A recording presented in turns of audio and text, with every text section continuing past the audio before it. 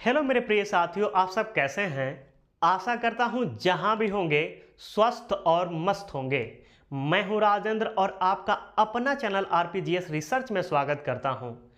साथियों, आज हम लोग यूपी ट्रिपल एससी पेट से संबंधित भारतीय भूगोल के एक महत्वपूर्ण टॉपिक गंगा नदी तंत्र पे चर्चा करेंगे। लेकिन चर्चा को आगे बढ़ाने से पूर्व मेरे सभी प्रिय भाइयों और बहनों को रक्षाबंधन की ढेर सारी शुभकामनाएं। मैं भगवान से प्रार्थना करूंगा कि प्रत्येक भाई और प्रत्येक बहन प्रतिदिन लड़ते रहें, झगड़ते रहें, क्योंकि जब भाई और बहन लड़ते हैं और झगड़ते हैं तो दोनों में प्रेम, स्नेह और केयरिंग दिखता है। तो आज मेरे साथियों रक्षाबंधन है, सभी को मेरे तरफ से ढेर सारी शुभकामनाएं। आइए अब चलते हैं अपने विषय की ओर। साथियों, आज का विषय गंगा नदी तंत्र पे होने वाला है और गंगा नदी तंत्र में हमने अगले वीडियो में गंगा नदी का निर्माण कैसे होता है, अर्थात किन नदियों के मिलने से गंगा नदी का निर्माण होता है, इस पे चर्चा कर चुके हैं। यदि आप उस वीडियो को नहीं देखे हैं तो आप जाके देख लीजिए। आज का हमारा जो चर्चा है गंगा नदी का महत्वपूर्ण फैक्ट, जो गंगा नदी से जितने भी इंपॉर्टेंट फैक्ट है उन पे होगा, साथ ही साथ गंगा की बाईं सहायिका और दाईं सहायिका पर होने वाला है। तो आइए चर्चा को आगे बढ़ाते हैं। मेरे साथियों, अगले वीडियो में हम लोगों ने पढ़ा था कि भागीरथी और अलकनंदा नदी जब देवप्रयाग में मिलती है तो गंगा नदी का निर्माण होता है। तो गंगा नदी का निर्माण कहाँ होता है? देवप्रयाग में होता है। देवप्रयाग से ऋषिकेश होते हुए यह हरिद्वार में पहली बार मैदानी भाग या जमीन पे उतरती हैं। कौन? गंगा जी। और उतरते हुए उत्तराखंड के बाद यह उत्तर प्रदेश के बाद बिहार के बाद झारखंड के बाद पश्चिम बंगाल के बाद बांग्लादेश के बाद यह बंगाल की खाड़ी में गिर जाती हैं। मेरे साथियों, गंगा नदी की यदि हम लंबाई देखें तो गंगा नदी की लंबाई 25 अर्थात 2525 किलोमीटर है। यदि हम नेक्स्ट बात करें कि गंगा नदी कुल कितने राज्यों में बहती हैं, तो मेरे साथियों गंगा नदी भारत के 5 राज्यों में बहती हैं। आइए देखते हैं। पहला, उत्तराखंड में गंगा नदी की लंबाई 110 किलोमीटर है। कितना है? 110 है।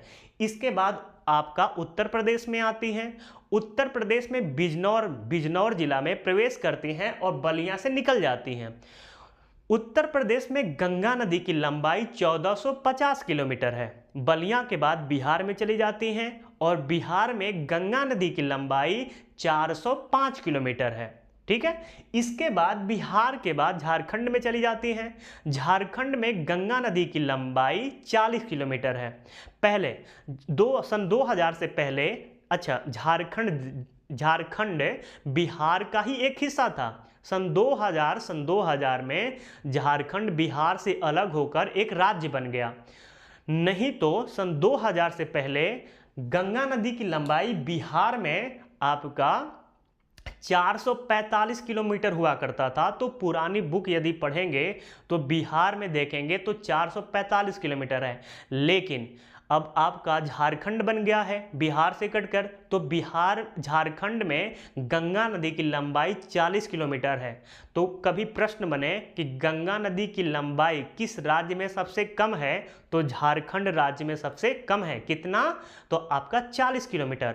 और कोई पूछ दे कि किस राज्य में गंगा नदी की लंबाई सबसे अधिक है, तो उत्तर प्रदेश में कितना है? तो 1450 किलोमीटर। झारखंड के बाद यह पश्चिम बंगाल में जाती हैं। पश्चिम बंगाल में इनकी लंबाई 520 किलोमीटर है और पश्चिम बंगाल में यह 2 धाराओं में बढ़ जाती हैं। एक धारा हुगली के नाम से जाना जाता है और एक धारा बांग्लादेश में प्रवेश करके बंगाल की खाड़ी में गिर जाता है। गंगा नदी को मेरे साथियों बांग्लादेश में पद्मा के नाम से जाना जाता है। तो कभी पूछे कि बांग्लादेश में गंगा नदी को किस नाम से जाना जाता है, तो पद्मा के नाम से जाना जाता है। नेक्स्ट मेरे भाई, यदि हम बात करें तो वर्तमान में यदि आपसे कोई प्रश्न पूछता है कि भारत की कौन सी नदी सबसे पवित्र नदी है, तो गंगा नदी को ही सबसे पवित्र नदी माना जाता है। और इसे राष्ट्रीयता कब प्रदान किया गया गंगा नदी को, तो 4 नवंबर 2008 को भारत की गंगा नदी को राष्ट्रीयता प्रदान किया गया। तो वर्तमान में कहें कि भारत की राष्ट्रीय नदी कौन सी है, तो गंगा। और गंगा को राष्ट्रीयता कब प्रदान की गई, तो 4 नवंबर 2008 को प्रदान किया गया। एक पॉइंट और देखिए, कहा जाता है मेरे भाई कि प्रयागराज से और हल्दिया के मध्य राष्ट्रीय जलमार्ग 1 स्थित है। आपका राष्ट्रीय जलमार्ग 1 गंगा नदी में ही स्थित है, जो प्रयागराज कहाँ पड़ता है, उत्तर प्रदेश में। हल्दिया कहाँ पड़ता है, आपका पश्चिम बंगाल में, वहाँ तक जाता है। और इसकी लंबाई, राष्ट्रीय जलमार्ग 1 की लंबाई 1620 किलोमीटर है। और इसे राष्ट्रीयता प्रदान किया गया था 1986 में। नेक्स्ट यदि हम बात करें मेरे साथियों, तो उत्तर भारत का वरदान किस नदी को कहा जाता है, तो गंगा नदी को उत्तर भारत का वरदान कहा जाता है। नेक्स्ट यदि हम बात करें मेरे साथियों, यदि आप संविधान पढ़ेंगे तो वहां आपसे पूछा जाएगा कि भारत का राष्ट्रीय जलीय जीव क्या है, तो आप बताते हैं गंगा डॉल्फिन। तो इसी गंगा नदी में एक डॉल्फिन भी पाई जाती है, जिसे हम गंगा डॉल्फिन कहते हैं। समुद्र में जो डॉल्फिन पाई जाती है वो अलग डॉल्फिन होती है, गंगा नदी में जो डॉल्फिन पाई जाती है वो अलग डॉल्फिन होती है। वह आँख जो गंगा नदी में पाई जाती हैं वह आँख से अंधी होती हैं, दिखता नहीं है। उसको उत्तर प्रदेश, बिहार में साधारण भाषा में हम सूस के नाम से जानते हैं। बहुत लोग सूस को देखे भी होंगे, जैसे बाढ़ आता है ना तो ऐसे छपक्का मारते भी हैं। कौन? सूस मारते हैं। तो भारत का राष्ट्रीय जलीय जो जीव है गंगा में ही पाई जाती है, जिसका नाम क्या है, गंगा डॉल्फिन, जिसे 5 अक्टूबर 2009 को राष्ट्रीयता प्रदान किया गया था। तो आइए इससे संबंधित, गंगा नदी से संबंधित जितने भी महत्वपूर्ण फैक्ट हैं पहले लिखते हैं, इसके बाद इसकी सहायक नदियों को देखते हैं। चलिए लिखना स्टार्ट करते हैं। पहला हमारा हेडिंग क्या हो जाएगा, गंगा। गंगा नदी, गंगा नदी लिखते हैं। गंगा नदी, गंगा नदी भारत में सबसे बड़ी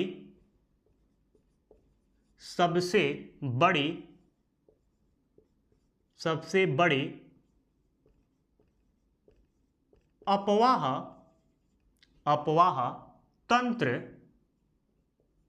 तंत्र निर्मित करती है। तो कोई आपसे पूछे कि कौन सी नदी भारत में सबसे बड़ी अपवाह तंत्र निर्मित करती है, तो क्या हो जाएगा, गंगा नदी निर्मित करती है।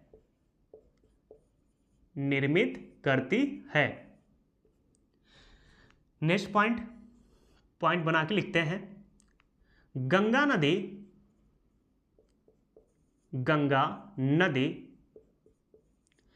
भारत के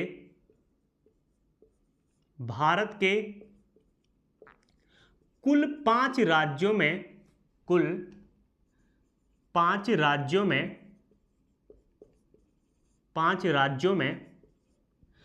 अच्छा एक बात और है, मैं लिखूंगा तो थोड़ा सा इधर, तो मैं दिखूंगा नहीं, यह मत सोचिएगा कि मैं ही बोल रहा हूं, मेरा कोई भूत नहीं बोल रहा है, यह ध्यान में रखिएगा। हो सकता है कि मैं कैमरे में ना आऊं, लेकिन मैं ही लिखूंगा, यहाँ पे कोई और नहीं लिखेगा, ठीक है, तो ये ध्यान रखिएगा। गंगा नदी भारत के कुल 5 राज्यों में बहती है। आइए देखते हैं कौन कौन से राज्य हैं। पहला उत्तराखंड है। दूसरा क्या है, उत्तर प्रदेश है। तीसरा उत्तर प्रदेश के बाद बिहार के बाद झारखंड के बाद पश्चिम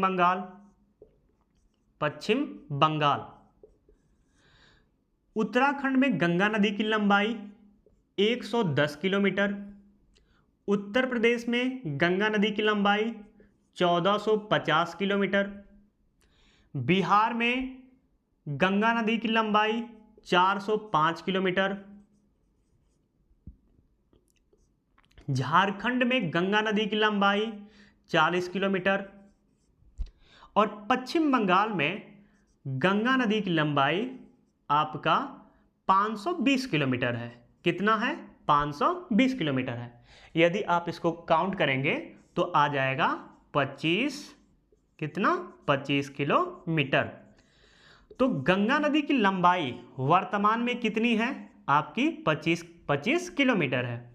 सबसे अधिक यदि आपसे कोई प्रश्न पूछता है कि लंबाई में गंगा नदी की लंबाई किस से प्रदेश में सबसे अधिक है, तो क्या हो जाएगा? उत्तर प्रदेश सबसे लंबा और झारखंड में सबसे छोटा, सबसे कम लंबाई किस राज्य में है? तो झारखंड में है। और गंगा नदी की लंबाई कितनी है? 25 किलोमीटर है। तो मेरे साथियों, कोई और नदी नहीं है इससे बड़ी, तो ये भारत की सबसे लंबी नदी है। तो कोई आपसे पूछे कि भारत की सबसे लंबी नदी है, यह LKG का सवाल है कि भारत की सबसे लंबी नदी कौन सी है, तो गंगा नदी, और इसकी लंबाई कितनी है? 25 किलोमीटर है। किसमें सबसे अधिक है? उत्तर प्रदेश, सबसे कम झारखंड। तो लिख लेते हैं इसको भी। भारत की सबसे लंबी नदी है, सबसे लंबी नदी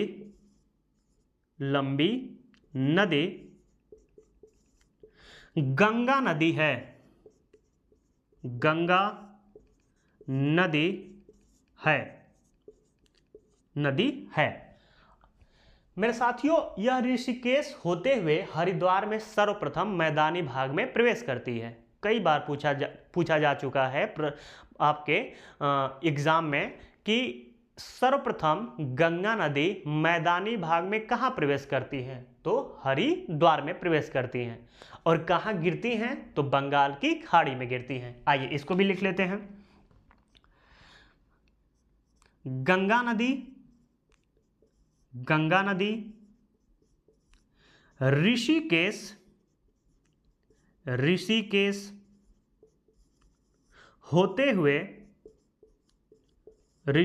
होते हुए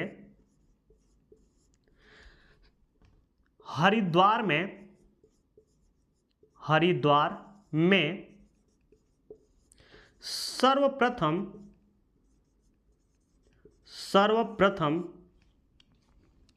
मैदानी भाग में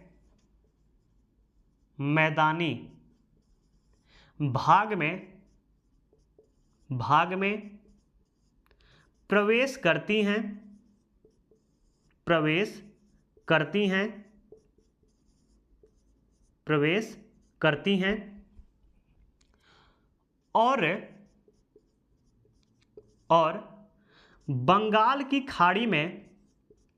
और बंगाल की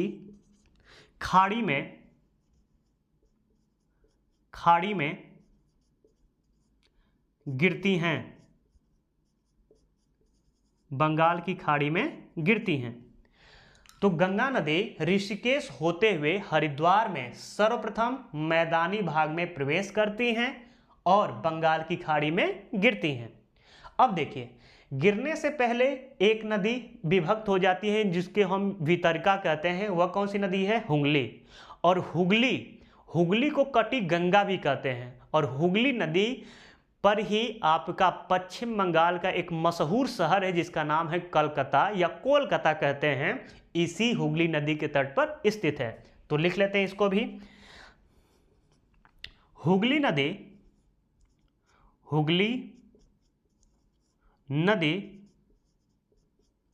नदी गंगा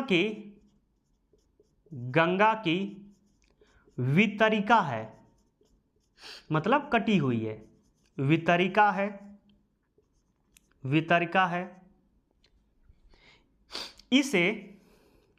इसे कटी गंगा भी यह कई बार पूछा जा चुका है। कटी गंगा भी कहा जाता है, कहा जाता है। तो कोई यदि आपसे पूछे कि किस नदी को कटी गंगा कहते हैं, तो आप क्या बताएंगे? हुगली नदी। हुगली नदी को क्या बोलते हैं? कटी गंगा बोलते हैं।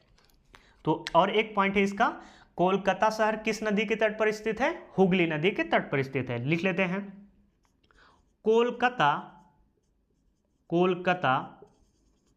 हुगली नदी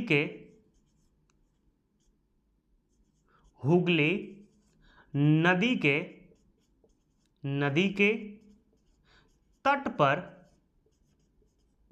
पर स्थित है, तट पर स्थित है।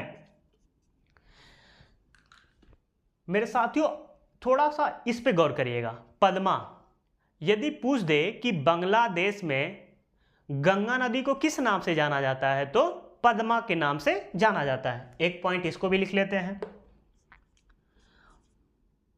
बांग्लादेश में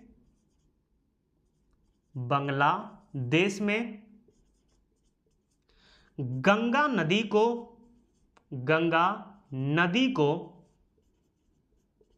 नदी को पद्मा कहा जाता है, पद्मा कहा जाता है। तो बांग्लादेश में गंगा नदी को किस नाम से जानते हैं? पद्मा के नाम से जानते हैं। इसको मैं मिटा दे रहा हूं क्योंकि अब आपका जगह नहीं बचा है, ऊपर से मिटा दे रहा हूं। नेक्स्ट मेरे भाई यदि हम बात करें तो पूछता है कि गंगा नदी तंत्र में कि किस नदी को उत्तर भारत का वरदान कहते हैं। यदि कोई आपसे प्रश्न पूछ दे कि बाबू भैया ये बताइए कि किस नदी को उत्तर भारत का वरदान कहते हैं, तो गंगा नदी को उत्तर भारत का वरदान कहा जाता है। यह भी एक पॉइंट लिख लीजिएगा। गंगा नदी को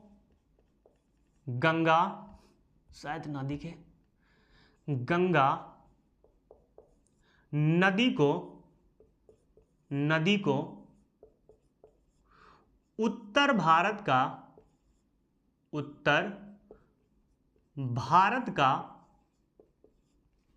का वरदान माना जाता है, वरदान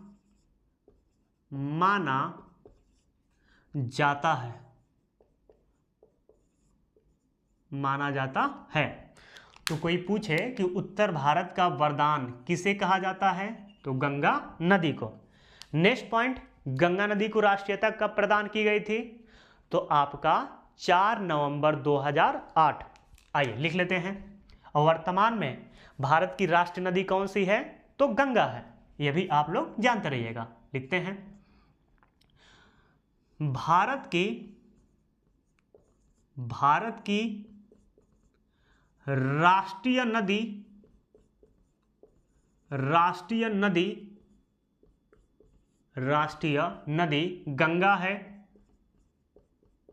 गंगा है, जिसे 4 नवंबर 2008 को राष्ट्रीयता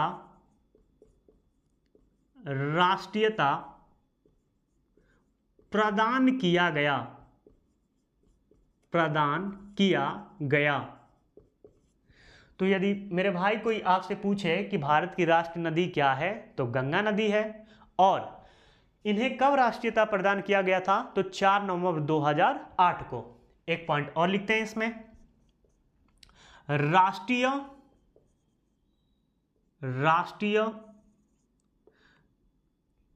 जलमार्ग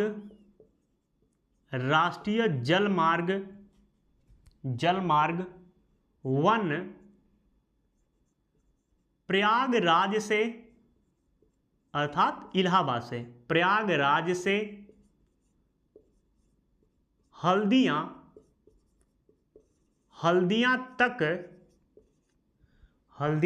तक जाता है। जाता है। इसकी लंबाई लिख लीजिएगा, लंबाई 1620 किलोमीटर। और इसे राष्ट्रीयता कब दिया गया था, राष्ट्रीय जलमार्ग 1 का 1986 में। तो ये 2 पॉइंट लिख लीजिएगा, कई बार पूछा जा चुका है कि राष्ट्रीय जलमार्ग की लंबाई कितनी है, 1620 किलोमीटर। राष्ट्रीयता कब दिया गया था, 1986 में दिया गया था। नेक्स्ट पॉइंट लिखते हैं गंगा नदी से।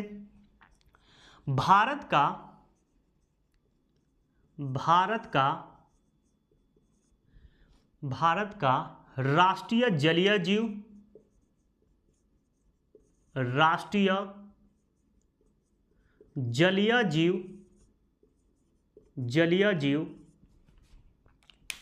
गंगा डॉल्फिन है।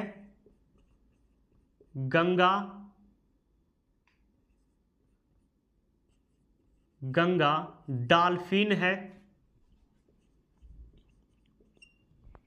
डॉल्फिन है, जिसे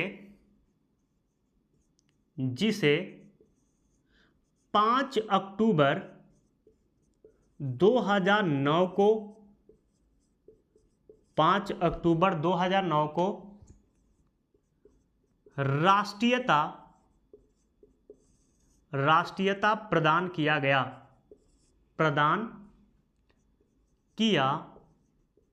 गया।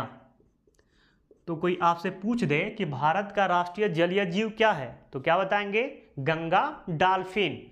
उत्तर प्रदेश और बिहार में इसे साधारण भाषा में क्या बोलते हैं, गांव की भाषा या आप लोकल लैंग्वेज कह सकते हैं। लोकल लैंग्वेज में इसे मेरे भाई सूस बोला जाता है। गंगा डॉल्फिन को लोकल भाषा उत्तर प्रदेश और बिहार में क्या बोला जाता है, सूस बोला जाता है, जो आंख से क्या होती है, अंधी होती है। इसे राष्ट्रीयता कब प्रदान किया गया, 5 अक्टूबर 2009 को इसे राष्ट्रीयता प्रदान किया गया था। मेरे साथियों, गंगा डॉल्फिन को संरक्षण करने के लिए, इन लोग को बचाने के लिए एक राष्ट्रीय उद्यान भी है, जिसका नाम है वाल्मीकि राष्ट्रीय उद्यान। तो यह काफी इंपॉर्टेंट है, ध्यान में रखे रहिएगा। अब आते हैं नेक्स्ट पॉइंट पे। मेरे साथियों, कभी यह भी पूछा जा सकता है कि गंगा नदी पर बसा सबसे बड़ा शहर कौन सा है। क्या पता है आपको? नहीं पता है तो आइए जानते हैं। मेरे साथियों, गंगा नदी पर बसा सबसे बड़ा शहर कानपुर है। कौन सा है शहर? कानपुर है। आइए लिख लेते हैं। गंगा नदी पर बसा का मतलब समझ रहे हैं ना, स्थित, उसके तट पर स्थित है, गंगा नदी के तट पर स्थित है। गंगा नदी पर बसा सबसे बड़ा शहर कौन सा है? कानपुर। सबसे बड़ा शहर कानपुर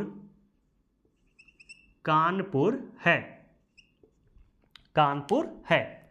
आइए, जब आपको उत्तर प्रदेश पेट का यदि एग्जाम देना है मेरे भाई, तो थोड़ा सा उत्तर प्रदेश में हम जान लेते हैं कि गंगा नदी का क्या रोल हो सकता है। तो मेरे भाई, यदि हम बात करें तो गंगा नदी उत्तर प्रदेश में बिजनौर, कहाँ पे? बिजनौर जिला में प्रवेश करती हैं और कहाँ निकलती हैं? बलिया में निकलती हैं। उत्तर प्रदेश के कुल 28 जिलों में गंगा नदी बहती हैं। बिजनौर से स्टार्ट करती हैं और बलिया तक बहती हैं।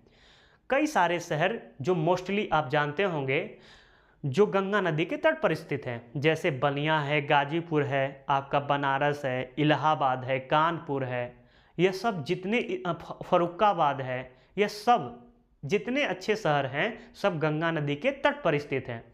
तो 28 ऐसे जिले हैं जो गंगा नदी के तट पर स्थित हैं। तो आपसे पूछा जा सकता है कि गंगा नदी उत्तर प्रदेश में किस जिले में सर्वप्रथम प्रवेश करती है और कहां से निकल जाती है? तो बिजनौर में गंगा नदी उत्तर प्रदेश में प्रवेश करती हैं और बलिया में या बिहार में प्रवेश कर देती हैं। आइए लिख लेते हैं। गंगा नदी, गंगा नदी उत्तर प्रदेश के, उत्तर प्रदेश के, प्रदेश के बिजनौर, बिजनौर शहर या जिला कर सकते हैं, शहर में, बिजनौर शहर में सर्वप्रथम, सर्वप्रथम प्रवेश करती हैं, प्रवेश करती हैं, करती हैं और बलिया के बाद, बागी बलिया, जहाँ के मंगल पांडे जी थे, जीतू पांडे, मंगल पांडे का नाम सुने होंगे, बागी बलिया कहा जाता है। बलिया के बाद, बाद यह बिहार में चली जाती है, यह बिहार में चली जाती, जाती हैं। तो मेरे भाई गंगा नदी तंत्र, गंगा नदी से जितने भी महत्वपूर्ण फैक्ट थे उनको देख लिए। अब आते हैं गंगा की सहायक नदियों पे। तो सर्वप्रथम हम आज बाएं, जो बाईं सहायिका नदी है उसको देखेंगे और समय मिले तो दाईं सहायिका को भी देखा जाएगा, बस समय ज़्यादा नहीं होना चाहिए। तो आज हमारा पहला हेडिंग क्या होगा, मैं इसलिए बोल रहा हूँ कि यदि लंबा जाए, क्योंकि लिखना पड़ता है मेरे भाई, लिखने में समय लगता है, तो लंबा वीडियो होगा तो अच्छा नहीं होगा। तो हो सकता है कि सहायिका से 2 वीडियो बन जाए, लेकिन अगर समय बचेगा तो दाईं और बाईं दोनों पढ़ लेंगे, और नहीं समय बचेगा तो एक वीडियो गंगा नदी तंत्र से और आपको, आपके साथ साझा किया जाएगा। चलते हैं अब सहायक नदियों पे, सहायक नदियों पे चलते हैं। आज जगह भी कम है बोर्ड पे, इसलिए थोड़ा सा दिक्कत हो रहा है मेरे भाई। चलिए आते हैं, पहले हम बाईं सहायिका को देखेंगे।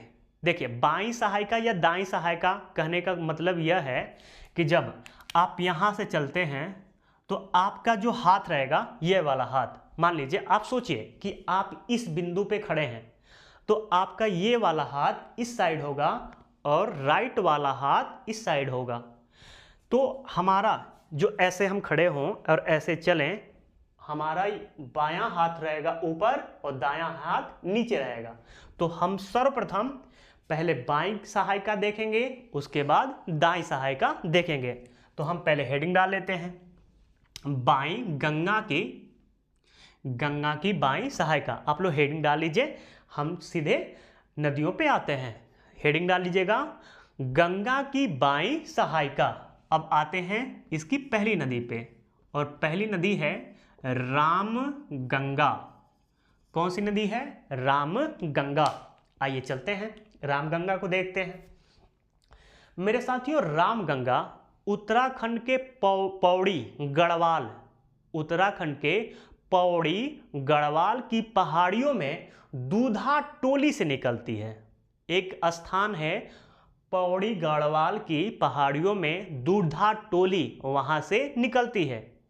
ठीक है, अब नेक्स्ट यदि इसका पॉइंट देखें तो पौड़ी गढ़वाल में ही इस नदी पर आपका रामगंगा बांध या कालागढ़ बांध स्थित है।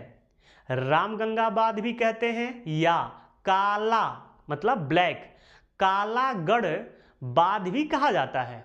रामगंगा नदी जिम कॉर्बेट नेशनल पार्क या जिम कॉर्बेट नेशनल पार्क का नाम बदलकर क्या हो गया है? रामगंगा राष्ट्रीय उद्यान। तो कोई पूछे आपसे कि कौन सी नदी जिम कॉर्बेट नेशनल पार्क से होकर गुजरती है, तो रामगंगा, या उसी का नाम बदल के हो गया है क्या? रामगंगा राष्ट्रीय उद्यान। तो कोई आपसे पूछे कि रामगंगा राष्ट्रीय उद्यान से कौन सी नदी गुजरती है, तो आप तुरंत बता दीजिएगा रामगंगा ही नदी गुजरती है। और मेरे साथियों, यह राम जो गंगा है, यह गंगा नदी से मिलने वाली पहली बाईं सहायिका है। इसके साथ ही यह उत्तर प्रदेश के कन्नौज नामक स्थान, कन्नौज जिला में आके गंगा नदी से मिल जाती है। तो इसके कुछ बेसिक पॉइंट है, उसको लिख लेते हैं रामगंगा से। पहले उद्गम लिख लेते हैं कि इसका उद्गम कहां से हुआ था। उद्गम लिखते हैं, यह उत्तराखंड के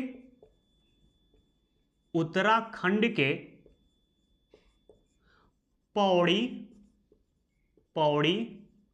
गढ़वाल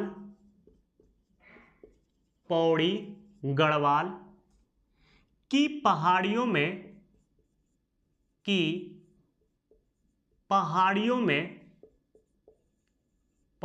में दूधा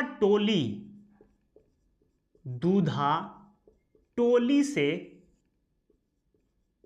से निकलती है।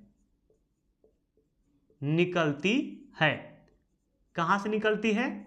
उत्तराखंड के पौड़ी गढ़वाल की पहाड़ियों में एक जगह है जिसका नाम क्या है? दूधा टोली से निकलती है। कौन सी नदी? रामगंगा नदी। नेक्स्ट पॉइंट लिखते हैं, रामगंगा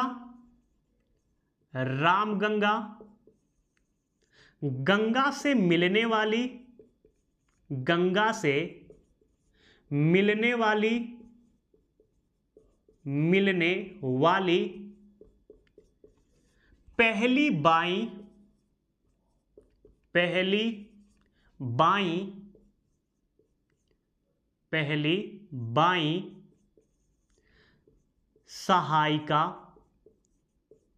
पहली बाई सहायिका है।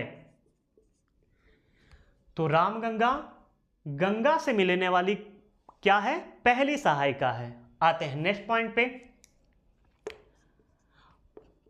पौड़ी गढ़वाल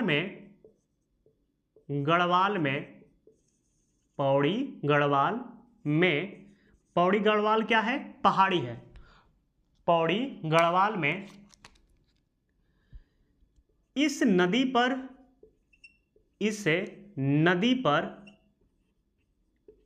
पर रामगंगा या कालागढ़ बांध स्थित है। कालागढ़ बांध स्थित है।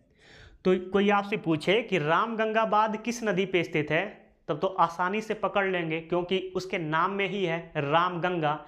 लेकिन कोई आपसे पूछ दे कि यह बताओ भाई साहब कि कालागढ़ बांध किस नदी पे स्थित है, तब भी हमारा जवाब क्या होगा? रामगंगा नदी होगा। ठीक है, अब आते हैं नेक्स्ट पॉइंट पे।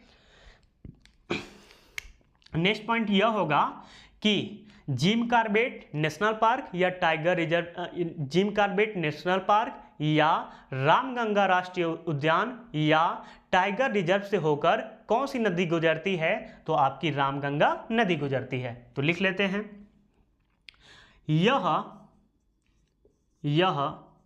जिम कॉर्बेट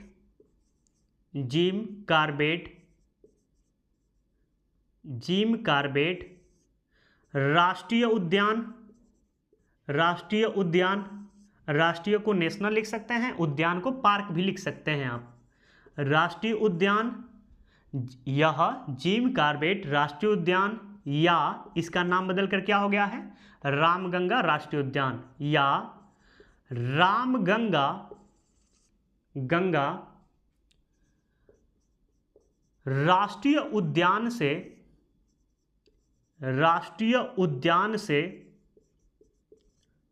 से होकर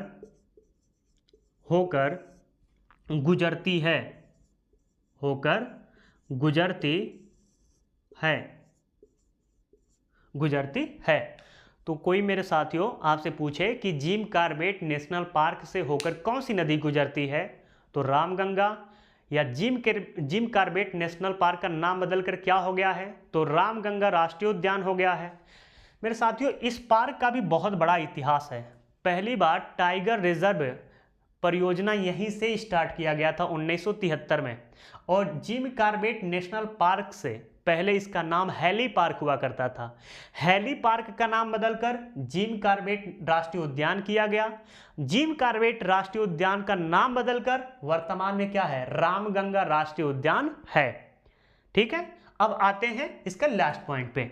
यह गंगा नदी से कहां मिलती है, तो कन्नौज जिला में गंगा नदी से मिल जाती है। आइए लिख लेते हैं, यह कन्नौज जिला में, यह कन्नौज जिला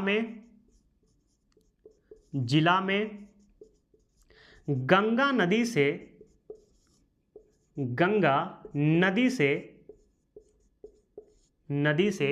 मिल जाती हैं,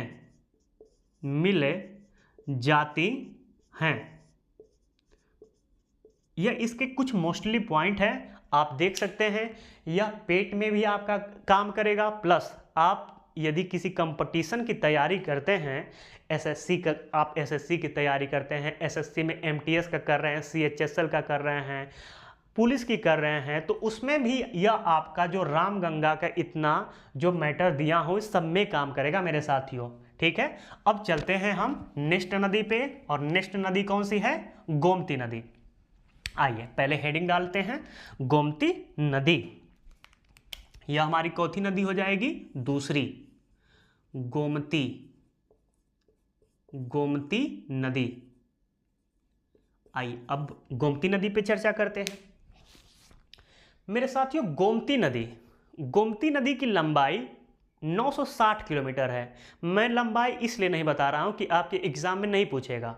इसकी लंबाई आपका 596 किलोमीटर है, लेकिन लंबाई कोई जानने लायक इस पेपर में नहीं है, क्योंकि पूछेगा ही नहीं। जिसका पूछेगा मैं लिखवा दूंगा। गोमती नदी मेरे साथियों आपका पीलीभीत में, कहां पे, पीलीभीत, उत्तर प्रदेश में एक पीलीभीत जिला है, और उस जिले में एक गोमत ताल है या फुलहर झील कहते हैं। तो गोमती नदी आपका पीलीभीत में गोमत ताल या फुलहर झील से निकलती है, और कैथी नामक स्थान पे, कैथी कहां पड़ता है, गाजीपुर में एक रजवाड़ी नामक जगह है, और रजवाड़ी में एक कैथी नामक स्थान है। वहीं पे जाकर गोमती नदी गंगा नदी से मिल जाती है, और कैथी गाजीपुर में पड़ता है। वही गाजीपुर जो काशी बनारस के नज़दीक है, और गाजीपुर को लहुरी काशी भी कहते हैं। लहुरी का मतलब बहुत प्यारा होता है। जैसे भोजपुरी में यदि आप बात करते हैं, जो देवर होता है उसको लहुरा देवर कहते हैं। लहुरा का मतलब बहुत प्यारा, मतलब प्रिय होता है। इसीलिए जो काशी का प्रिय है वह कौन है, गाजीपुर है। लहुरी काशी में जाके गोमती नदी मिल जाती है। ठीक है, और कैथी नामक स्थान पे जहाँ पे मिलते हैं मेरे साथियों, यहाँ पे एक बहुत ही प्रसिद्ध भोले जी का मंदिर है। भोले मतलब शिव जी का मंदिर है, जिसको हम मार्कंडे बाबा का मंदिर कहते हैं। जो बनारस या गाजीपुर के व्यक्ति होंगे वह जानते होंगे कि कैथी नामक स्थान पे जहाँ पे गोमती नदी मिलती है, वहीं पे मार्कंडे बाबा का मंदिर भी है। ठीक है, अब आते हैं इसके कुछ मुख्य पॉइंट को देखते हैं। मेरे साथियों, कोई अगर पूछे कि यह बताओ भाई, गंगा नदी तंत्र को पूरा पढ़ चुके हो, तो एक प्रश्न का जवाब दो, तो आप क्या कहेंगे? पूछो, मुझे सब आता है गंगा नदी तंत्र में। तो पूछेगा कि वह कौन सी नदी है, गंगा नदी की एकमात्र ऐसी नदी, या कौन सी वैसी नदी है जो मैदानी भाग से निकल कर आती है? तो क्या बताएंगे? गोमती नदी। यह गंगा की एकमात्र ऐसी नदी है मेरे साथियों जो मैदानी भाग से निकलती है। इसके अतिरिक्त और पॉइंट जानिए। उत्तर प्रदेश का लखनऊ, उत्तर प्रदेश की राजधानी क्या है? लखनऊ है। लखनऊ किस नदी के तट पर स्थित है? गोमती नदी के तट पर स्थित है। इसके अतिरिक्त सुल्तानपुर, सुल्तानपुर किस नदी के तट पर स्थित है? आपके गोमती नदी के तट पर स्थित है। जौनपुर, जिसे पूर्व का सिराज कहा जाता है। इतिहास में पढ़ेंगे जौनपुर का इतिहास, तो जौनपुर को पूर्व का सिराज कहते हैं। तो जौनपुर किस नदी के तट पर स्थित है? गोमती नदी के तट पर स्थित है।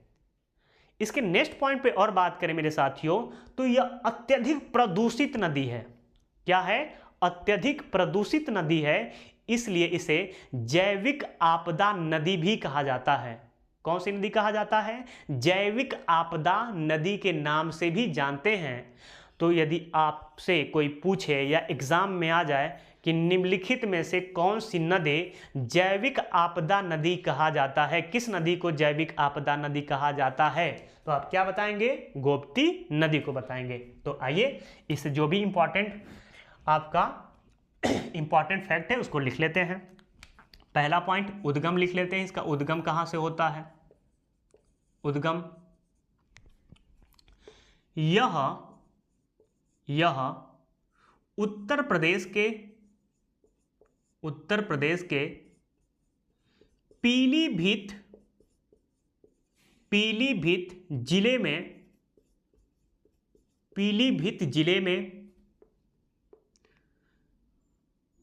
गोमत ताल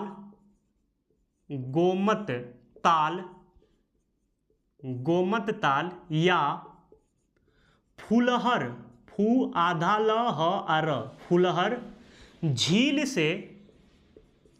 फुलहर झील से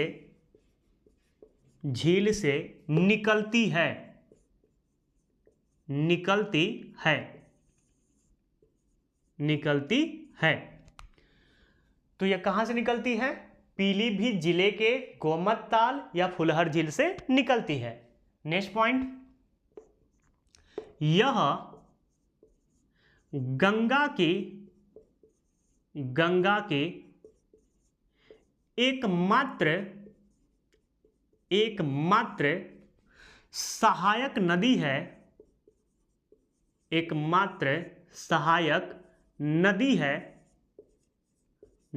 है जो मैदानी भाग से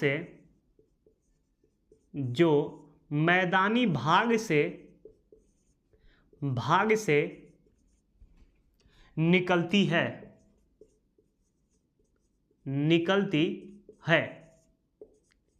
मैदानी भाग से निकलती है। नेक्स्ट पॉइंट, गोमती नदी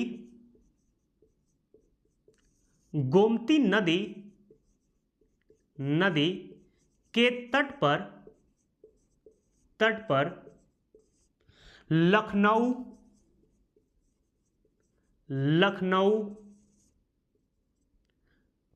सुल्तानपुर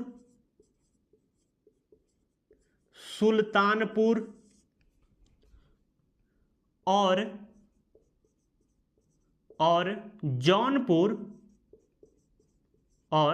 जौनपुर स्थित है।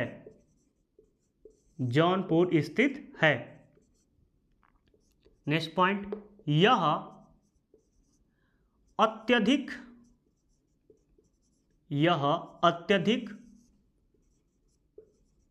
प्रदूषित होने के कारण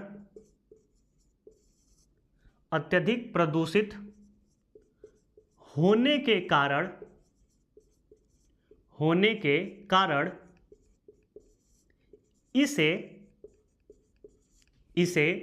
जैविक आपदा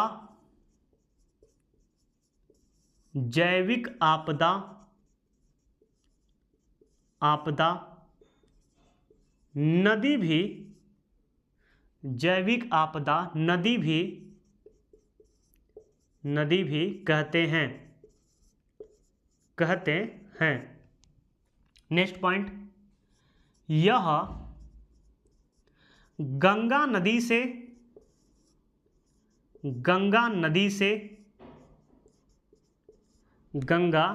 से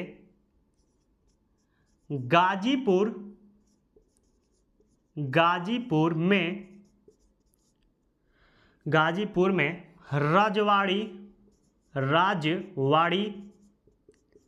राजवाड़ी के समीप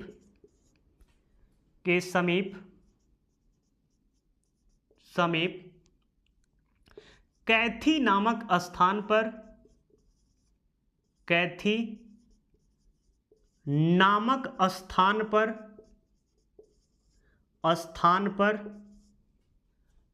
गंगा से, स्थान पर, ये तो हो गया ना, मिल जाती हैं, मिल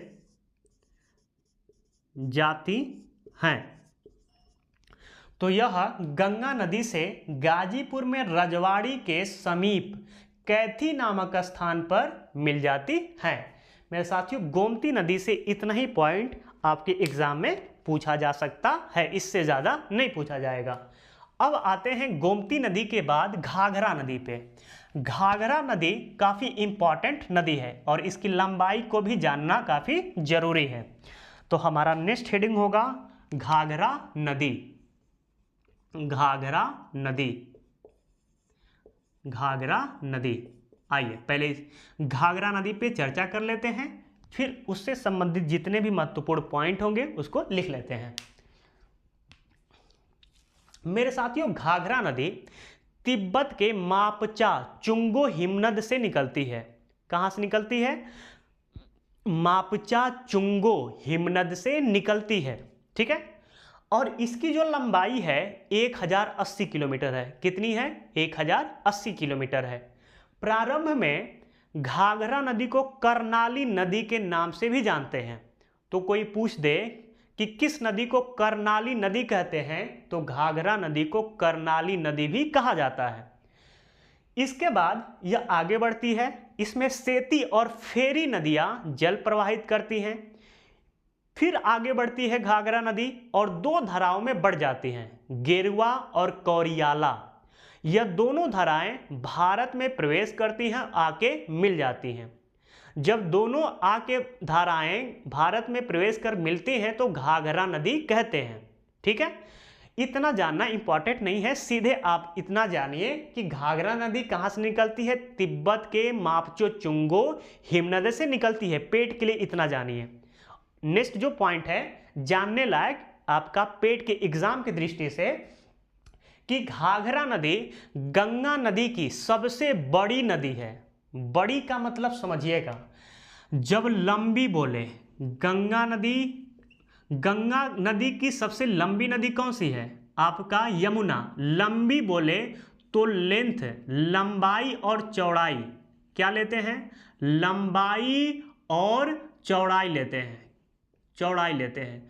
जब बड़ी बोले तो मेरे भाई लंबाई लेते हैं, चौड़ाई लेते हैं और क्या लेते हैं? गहराई लेते हैं। क्या लेते हैं? गौ से गहराई। तो भारत गंगा की सबसे लंबी नदी पूछे तो यमुना हो जाएगा, और सबसे बड़ी नदी पूछे तो कौन हो जाएगा? घाघरा नदी हो जाएगी। लेकिन यदि मेरे साथियों इसको ध्यान में नहीं देंगे तो प्रश्न गलत होने का चांस बहुत ज़्यादा हो जाता है, क्योंकि जब भी आप ऐसे प्रश्न देगा कि गंगा नदी की सबसे बड़ी नदी कौन सी है और पहले ही आपका यमुना नदी दे दे और लास्ट में चौथे नंबर पे आपका घाघरा नदी दे, तो सबसे पहले आप यमुना नदी को टिक करके दूसरे प्रश्न पे जाएंगे। ऐसा होता है, सभी के साथ होता है, क्योंकि एग्ज़ाम में प्रेशर बहुत ज़्यादा होता है। उस प्रेशर को थोड़ा सा झेलना पड़ता है, कंसेप्ट क्लियर रहता है, तभी जाके आप प्रश्न को सॉल्व कर सकते हैं। इस बात को ध्यान में रखिए कि यहाँ पे बड़ी और लंबी में अंतर है। लंबी लंबाई और चौड़ाई की बात कर रहा है, जबकि बड़ी में लंबाई चौड़ाई और साथ साथ गहराई की बात कर रहा है। तो गंगा नदी की, बार बार भारत आ जा रहा है, गंगा नदी की सबसे बड़ी नदी कौन सी है? तो घाघरा नदी है। कहाँ से निकलती है? मापचा चुंगो हिमनद से निकलती है। यह हिमनद कहाँ पड़ता है? तिब्बत में पड़ता है, ठीक है साथियों। अब आगे बढ़ते हैं। यह जो घाघरा नदी है यह बिहार में छपरा के नज़दीक आके, छपरा में आकर गंगा नदी से मिल जाती है। घाघरा नदी पर उत्तर प्रदेश के बहराइच में कतरनिया घाट वन्य जीव अभ्यारण्य भी स्थित है। यदि आप उत्तर प्रदेश का पेपर दे रहे हैं तो इसको लाइन को इंपॉर्टेंट कर लीजिएगा। कई बार पूछा जा चुका है कि कतरनिया वन्य जीव अभयारण्य किस नदी के तट पर स्थित है, तो घाघरा नदी के तट पर स्थित है। इसकी कुछ सहायिका नदी भी हैं जो इंपॉर्टेंट, एक नदी है उसी को बस पढ़ेंगे जिसका नाम है शारदा। एक है राप्ती। राप्ती को इसलिए लिख दिया हूं कि इसको पढ़ेंगे नहीं, लेकिन राप्ती नदी के तट पे गोरखपुर स्थित है और यह भी घाघरा की क्या है, सहायक है।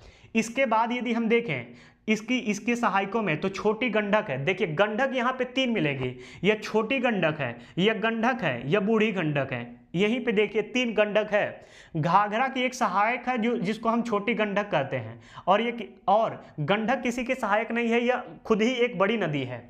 और एक बूढ़ी गंडक नदी है जो इसके समानांतर बहती है, लगभग 300 किलोमीटर में बूढ़ी गंडक बहती है। अब आते हैं घाघरा नदी पे।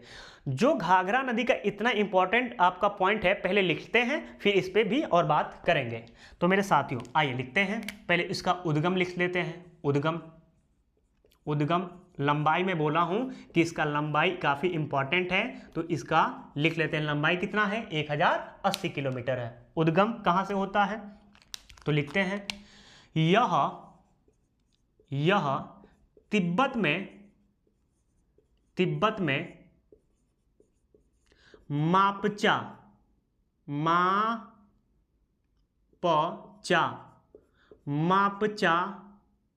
चुंगो, थोड़ा सा नाम तिब्बत और चीन वालों का टेढ़ा ही टेढ़ा रहता है। मापचा चुंगो हिमनद मतलब ग्लेशियर, हिमनद से होता है। देखिएगा, इसे प्रारंभ में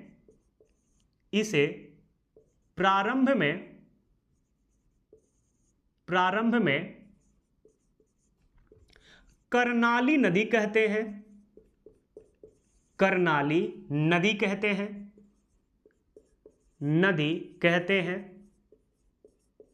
इसे प्रारंभ में करनाली नदी कहते हैं। इस नदी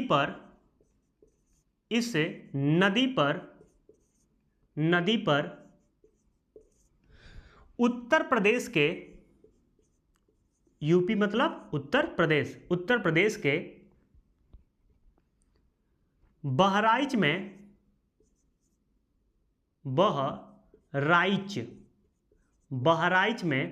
जिला है भाई, बहराइच में कतरनिया घाट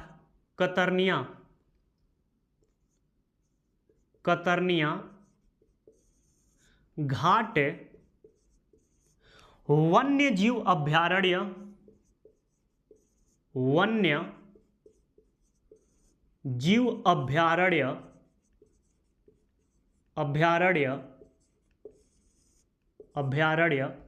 स्थित है।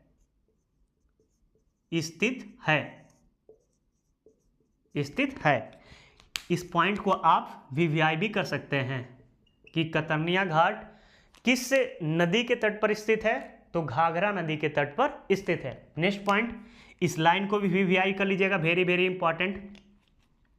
गंगा नदी की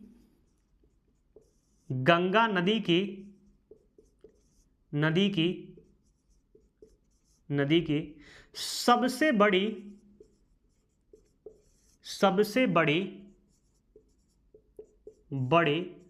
सहायक नदी है।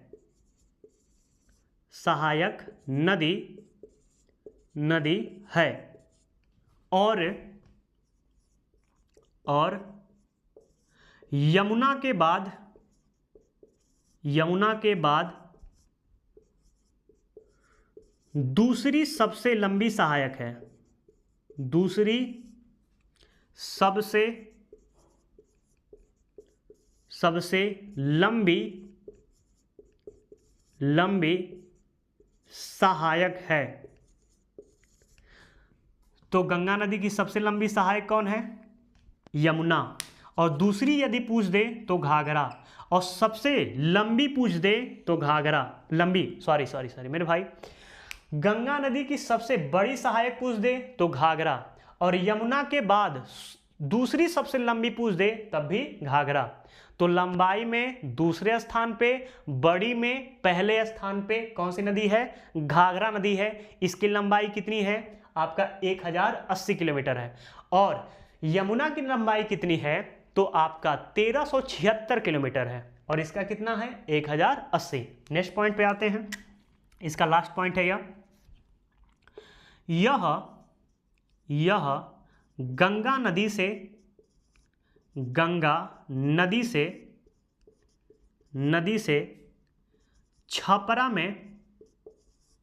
छपरा में मिल जाती हैं। तो ये कहाँ पे मिलती हैं? छपरा में मिल जाती हैं।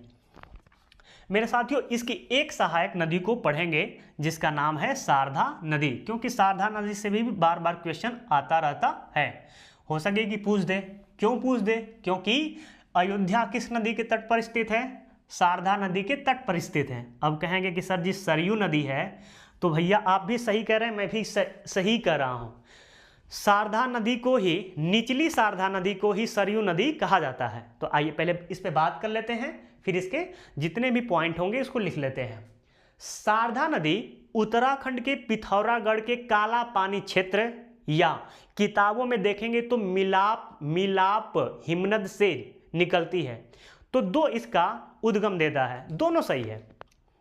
पहला काला पानी क्षेत्र, और किताबों में भी लिखा रहता है, दोनों किताबों में लिखा है, पहला काला पानी क्षेत्र और दूसरा मिलाप हिमनद। कौन सा? मिलाप हिमनद से निकलती है। मेरे साथियों, शारदा नदी जब निकलती है तो इसे काली या महाकाली नदी कहते हैं। काली या महाकाली नदी कहते हैं। और शारदा नदी भारत और नेपाल का सीमा बनाते हुए बहती है। ठीक है, एक बार सुन लीजिएगा। शारदा नदी उत्तराखंड के पिथौरागढ़ के काला पानी क्षेत्र या मिलाप हिमनद से निकलती है। उसे प्रारंभ में काली या महाकाली नदी कहते हैं। यह भारत और नेपाल का सीमा बनाते हुए बहती है और तराई क्षेत्र में आके घाघरा नदी से मिल जाती है। ठीक है, घाघरा नदी से कहाँ मिलती है? तराई क्षेत्र में मिलती है। जब घाघरा नदी से मिलती है तब इसे शारदा नदी कहते हैं। कौन सी नदी? शारदा नदी कहते हैं। और शारदा नदी के तट पर ही सॉरी मेरे भाई, कहा जाता है कि निचली शारदा, जो निचली शारदा है उन्हीं को सरयू नदी कहते हैं। और सरयू नदी के तट पे कौन सा शहर स्थित है? अयोध्या शहर स्थित है। दाएं हैं कि बाएं हैं? तो मेरे भाई अयोध्या सरयू नदी के दाएं तट पर स्थित हैं। तो इसके कुछ जितने भी इंपॉर्टेंट पॉइंट है आइए लिख लेते हैं। तो हमारा नेक्स्ट हेडिंग होगा कौन सा नदी? शारदा नदी। आइए इसके पहले उद्गम देख लेते हैं। उद्गम लंबाई इसलिए मेरे भाई नहीं लिखवा रहा हूं कि सब जितनी है लंबाई नहीं पूछेगा, इसलिए लंबाई नहीं लिखवा रहा हूं। लेकिन इसकी लंबाई 350 किलोमीटर है, लेकिन लिखने की कोई बात नहीं है क्योंकि पूछेगा ही नहीं किसी एग्जाम में। ठीक है, आइए लिखते हैं। यह उत्तराखंड के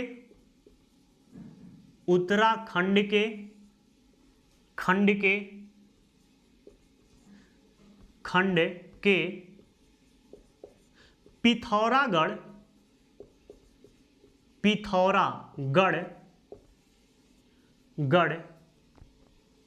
के समीप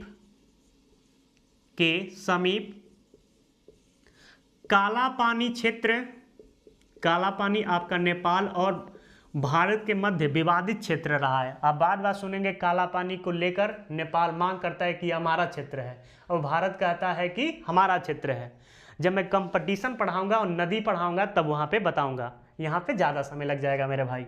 समीप काला पानी क्षेत्र, या जो एक और दिया है इसका उद्गम वह भी लिख लीजिएगा, मिलाप हिमनद मिलाप हिमनद, हिमनद का मतलब ग्लेशियर, हिमनद से निकलती है, हिमनद से निकलती है। ठीक है, तो उत्तराखंड के कहां से? पिथौरागढ़ के समीप काला पानी क्षेत्र या मिलाप हिमनद से निकलती है। आइए इसके नेक्स्ट पॉइंट लिखते हैं। इसे प्रारंभ में काली या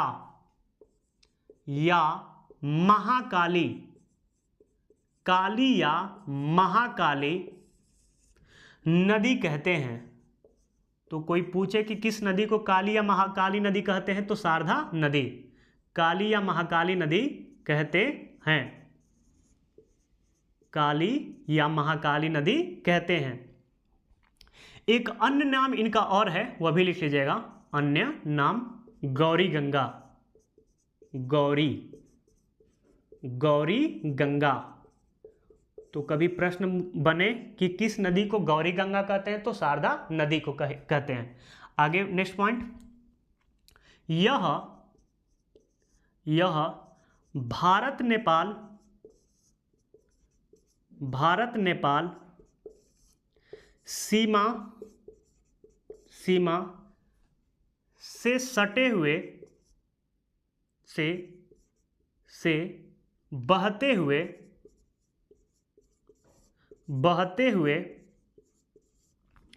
तराई क्षेत्र में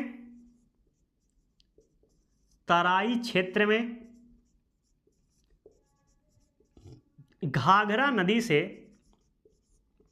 तराई क्षेत्र में घाघरा नदी से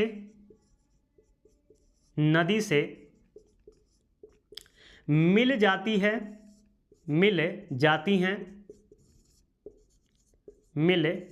हैं, जहां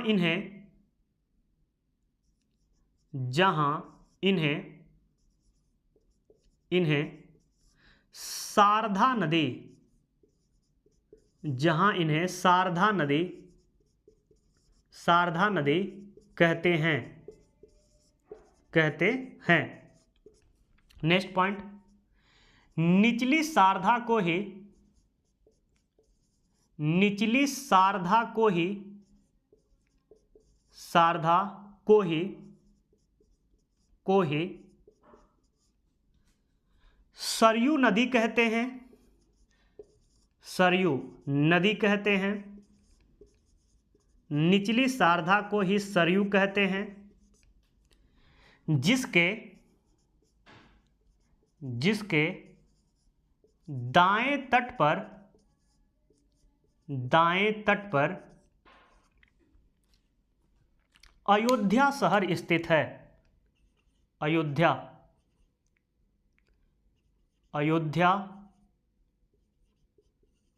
शहर स्थित है। तो अयोध्या शहर किस नदी के तट पर स्थित है? आपके सरयू। और सरयू का मतलब शारदा नदी, क्योंकि निचली शारदा को ही सरयू नदी कहा जाता है। अब आते हैं मेरे साथियों नेक्स्ट नदी पे, और नेक्स्ट जो हमारी नदी है ये काफ़ी पवित्र नदी है, जिनका नाम है गंडक नदी। गंडक नदी बहुत ज़्यादा पवित्र है, यह इनका उल्लेख ग्रंथों में भी किया जाता है। और गंडक नदी में ही शालिग्राम पत्थर मिलते हैं। शालिग्राम पत्थर को ही विष्णु भगवान कहते हैं। बहुत बड़ी लंबी कहानी है इनका भी, किनका? शालिग्राम पत्थर का भी। गंडक नदी का बहुत ही महत्वपूर्ण धार्मिक कहानी है एक गंडक नदी का। तो आइए पहले गंडक नदी पे चर्चा करते हैं, और इससे संबंधित जितने भी महत्वपूर्ण पॉइंट होंगे उसको लिख भी लेंगे। तो आइए करते हैं। गंडक नदी मेरे भाई कहीं से निकलती नहीं है, यह दो धाराओं को मिलने से बनती है। पहला काली गंडक, दूसरा त्रिशूल गंगा। काली गंडक और त्रिशूल गंगा जब दोनों मिलती हैं तो गंडक नदी का निर्माण करती हैं। मेरे साथियों, गंडक नदी को शालिग्रामी नदी भी कहते हैं और नारायणी नदी भी कहा जाता है।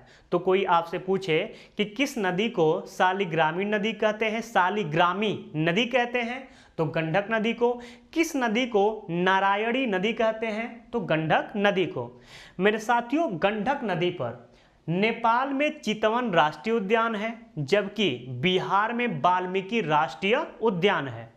तो कोई पूछे आपसे कि वाल्मीकि राष्ट्रीय उद्यान किस नदी पे है, तो गंडक नदी पे। चितवन राष्ट्रीय उद्यान कहाँ पे है, नेपाल में है। किस नदी पे है, गंडक नदी पे। यह कहाँ आके मिलती है, तो सोनपुर के हाजीपुर नामक स्थान पे आके गंगा नदी से मिल जाती हैं। तो इसके जो भी इंपॉर्टेंट फैक्ट है आइए लिख लेते हैं। हमारा हेडिंग होगा गंडक नदी, गंडक नदी, काली गंडक, काली गंडक और त्रिशूल गंगा, त्रिशूल गंगा, गंगा के मिलन से, के मिलन से, मिलन से गंडक नदी बनती है, गंडक नदी बनती हैं। मतलब काली गंडक और त्रिशूल गंगा जब मिलती हैं तो कौन सी नदी बनती हैं, गंडक नदी बनती हैं। नेक्स्ट पॉइंट, गंडक नदी को, गंडक नदी को, नदी को नारायणी, नारायणी या शालिग्रामी, शालिग्रामी,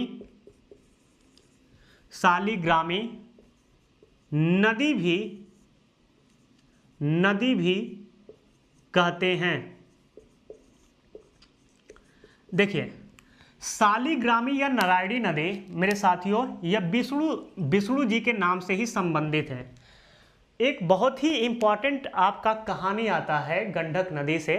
इसे जब आपका कंपटीशन में जब पढ़ाऊंगा गंडक नदी को तो वहाँ पे बताऊंगा। यहाँ पे बस थोड़ा सा हिंट कर दे रहा हूँ कि जब आपका अयोध्या मंदिर बन रहा था तो मेरे साथियों एक देखे होंगे एक ट्रक पे बहुत बड़ा पत्थर आ रहा था, जिसे हम नारायणी नदी या शालिग्रामी, जिसे हम नारायणी पत्थर या शालिग्रामी पत्थर कहते थे, वह गंडक नदी से ही आता था। क्योंकि गंडक नदी में शालिग्रामी पत्थर मिलता है और इसी पत्थर को हम विष्णु भगवान कहते हैं। या आप ऐसे देखेंगे कि जहाँ पे आपके घर की महिलाएं मम्मी पूजा करती होंगी तो तुलसी जी के पौधा के पास एक पत्थर छोटा सा देखे होंगे, तो कहा जाता है कि वह पत्थर कोई और नहीं है, वह कौन से हैं, गंडक नदी से ही पत्थर आता है, जिसे हम कौन सा पत्थर कहते हैं, शालिग्रामी पत्थर कहते हैं। और यही पत्थर कौन है, विष्णु जी हैं। इनकी कहानी नदी को पढ़ाऊंगा तब ज़्यादा बताऊंगा इसमें, ठीक है। अब आते हैं नेक्स्ट पॉइंट पे। नेक्स्ट पॉइंट है गंडक नदी, गंडक नदी, नदी पर, गंडक नदी पर नेपाल में, नेपाल में चितवन, चितवन राष्ट्रीय, राष्ट्रीय पार्क है, चितवन राष्ट्रीय पार्क है। जबकि, जबकि बिहार में, बिहार में वाल्मीकि राष्ट्रीय पार्क है, वाल्मीकि राष्ट्रीय पार्क है, पार्क है। नेक्स्ट पॉइंट, यह गंगा नदी से, नदी से या गंगा नदी से सोनपुर, सोनपुर ब्रैकेट में हाजीपुर, हाजीपुर में मिल जाती हैं, मिल जाती हैं। तो इसका गंडक नदी से संबंधित जितने भी महत्वपूर्ण पॉइंट थे हम लोगों ने लिख लिए। अब आते हैं नेक्स्ट नदी पे, जिसका नाम है कोसी नदी। मेरे साथियों, कोसी जो नदी है यह भी 3 देशों में बहती है, तिब्बत, नेपाल और भारत। यह एक कहीं से निकलती नहीं है, कोसी नदी भी कहीं से निकलती नहीं है। यह 7 धाराओं से मिलकर बनती है, जिसे सप्त कोसी कहा जाता है। लेकिन इसकी एक मुख्य धारा है जिसको अरुण के नाम से जानते हैं।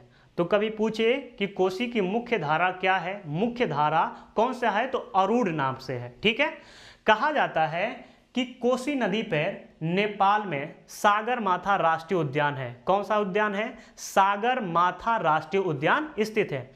इसके बाद बिहार में आती है तो यह बहुत ज़्यादा क्षति पहुंचाती है। और पहले यह कोसी नदी मार्ग बदलने में बहुत माहिर है। दूसरा, यह आपका अवसाद बहुत ज़्यादा ले आती हैं, अवसाद बहुत ज़्यादा ले आती हैं।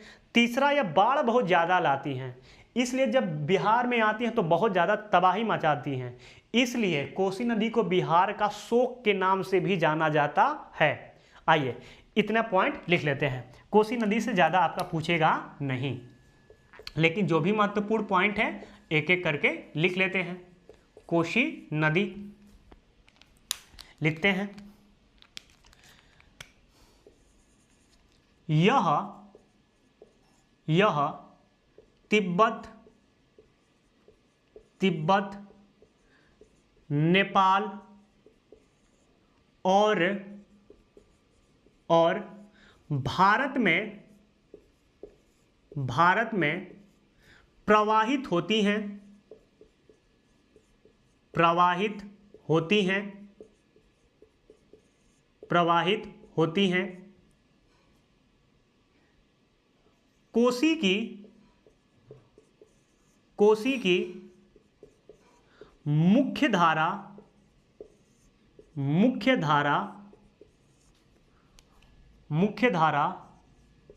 अरुण है, अरुण है तथा इनमें, मतलब किनमें? अरुण में, इनमें तुमुर कोसी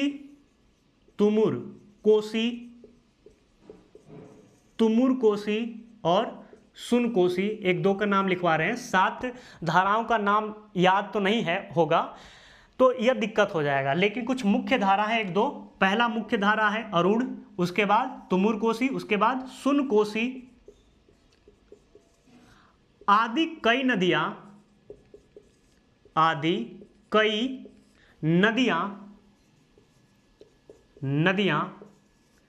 जल प्रवाहित करती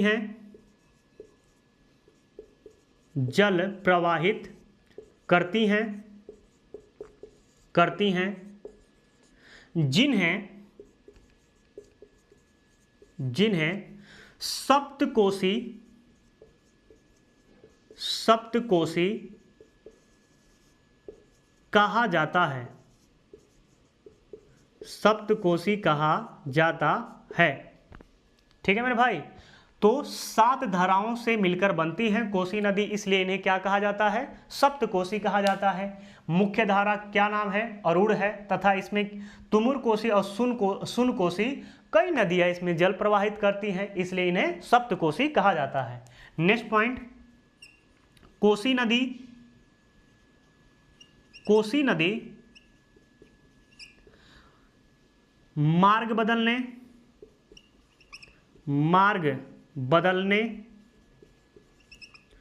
अवसाद लाने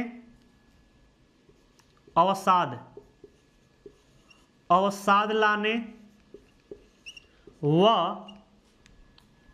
बाढ़ लाने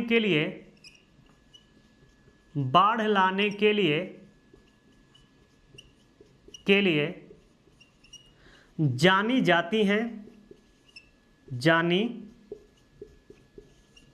जाती हैं, अतः इन्हें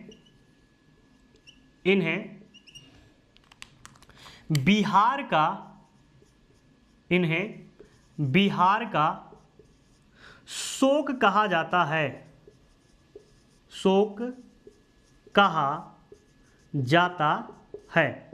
तो मेरे साथियों, बिहार का शोक किस नदी को कहते हैं? कोसी नदी को। और यह गंगा नदी से कहाँ जाकर मिलती हैं? तो कुर्सेला नामक स्थान पर आके गंगा नदी में मिल जाती हैं। कौन सी नदी? कोसी नदी। तो लिख लेते हैं, यह कुर्सेला में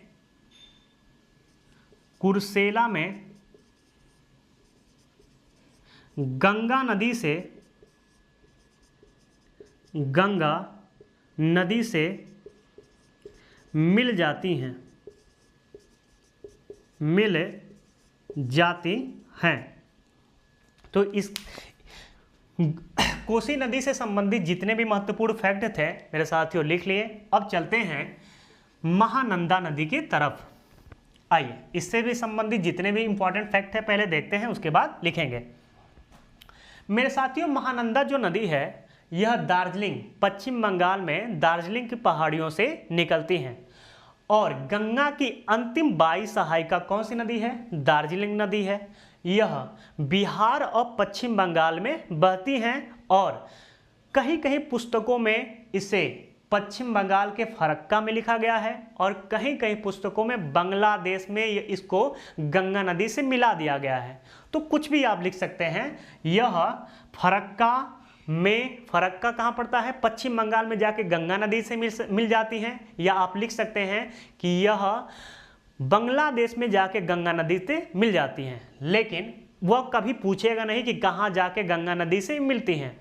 इसका सबसे इंपॉर्टेंट फैक्ट यही पूछेगा कि महानंदा, पहले इंपॉर्टेंट इसका हेडिंग बना लेते हैं, फिर इससे संबंधित जितने भी इंपॉर्टेंट फैक्ट है लिख लेंगे, भी चर्चा भी कर लेंगे। महानंदा कहाँ से निकलती है? तो इसका उद्गम से प्रश्न बन सकता है कि यह कहाँ से निकलती है। तो यह पश्चिम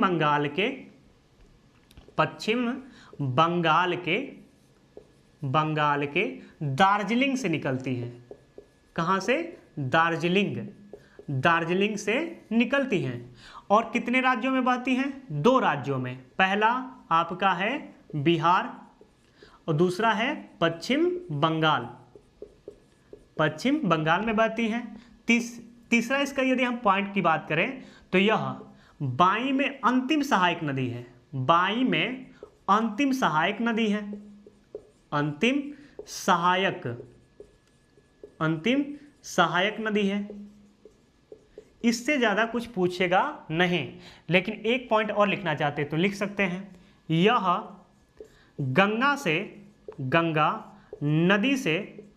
गंगा नदी से पश्चिम बंगाल के फरक्का में मिल जाती हैं। या कहीं पुस्तकों में, अन्य पुस्तक, दूसरा पुस्तक का मैं लिखवा रहा हूँ, या बांग्लादेश में गंगा से मिल जाती हैं। तो मेरे साथियों, आज के लिए इतना ही, क्योंकि लंबा वीडियो चला जाएगा। अगर मैं दाएं सहायिका पढ़ाऊंगा तो 1 घंटा पूरा लगेगा, क्योंकि लिखना पड़ता है। आपका यह डिजिटल बोर्ड होता तो एक तरफ मैप लगाता, एक तरफ आपका लिखा होता, बस मुझे समझाना होता है। लेकिन लिखने में मेरे साथियों बहुत ज़्यादा समय लगता है। तो नेक्स्ट वीडियो में हम दाएं सहायिका पे बात करेंगे। तो आज का वीडियो मेरे साथियों कैसा लगा? यदि अच्छा लगा होगा तो लाइक करिएगा, इस वीडियो को ज़्यादा से ज़्यादा शेयर करिए। मिलते हैं नेक्स्ट क्लास में। आज के लिए धन्यवाद।